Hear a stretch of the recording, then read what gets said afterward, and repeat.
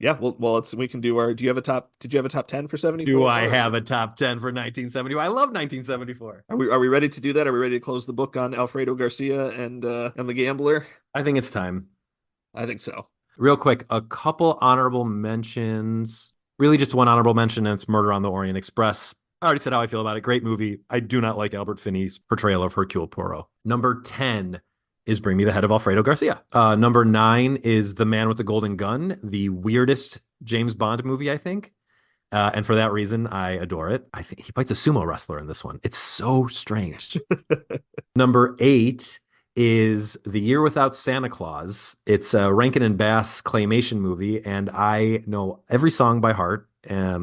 It's my favorite Christmas movie, I think. It's one of my favorite Christmas movies. Number 7 is Alice Doesn't Live Here Anymore, the Scorsese movie. I think his only movie with a woman in the lead role. Number 6 is The Conversation, which we talked about, Gene Hackman, directed by Coppola, and one of the 5 films starring John Cazale. They were all good. Number 5 is The Front Page, Lemon and Mathau in the remake of His Girl Friday. We talked a lot about that last week. Number 4 is The Taking of Pelham 123. It's a Walter Matthau double shot. The original Taking of Pelham 123, where Walter Matthau and Ben Stiller's dad, Jerry Stiller, go toe-to-toe with Robert Shaw as he hijacks a subway car. So great.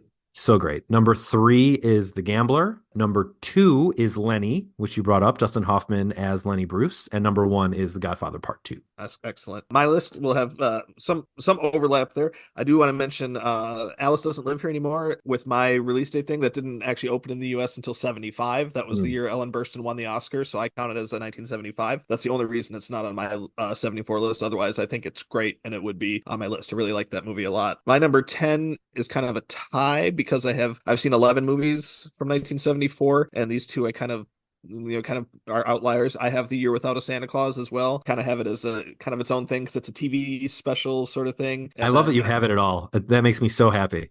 Oh yeah, I have it ranked and everything, and I really enjoy it. It's really good. I just have it kind of ranked separately with this because I also have one of Scorsese's early documentaries, Italian American. So it's not so I have them both kind of like they're not quite the feature films that like the rest of my list is. So I have them kind of ranked here at the end at number 10. But Italian American's delightful. You meet Scorsese's mom. She's great. I mean, she's super cute. It's like 40 minutes. It's on Criterion. It's fun. Okay, but then the meat of my list, number 9 is The Man with the Golden Gun. Yeah, I do enjoy that one. Number 8, Bring Me the Head of Alfredo Garcia. Number 7, Mel Brooks' Young Frankenstein. Oh, which I was surprised neither of Mel Brooks's movies are on your 1974 list. Young Frankenstein's like number 12. Okay. So my number 6 is The Gambler. Number 5 then is Blazing Saddles. And Blazing Saddles I just haven't watched in so long I don't have a rating for it. Makes sense. Number 4 is, and this is where it gets real sticky for me. Number 4 is Chinatown, which I just think is amazing. It's another one I haven't watched in so long I don't have a rating on it. It's a great one. Number 3 is The Conversation.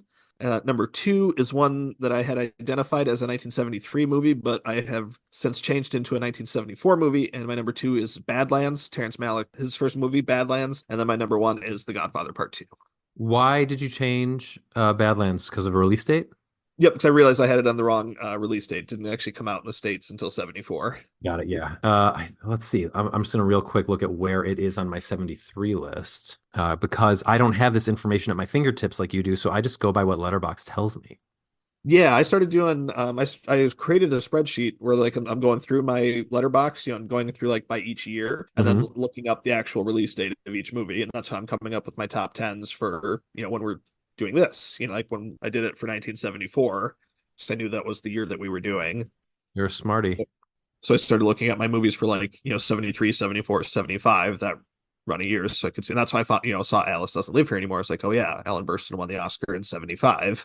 I have changed so many of these covers, I can't easily tell what Badlands is.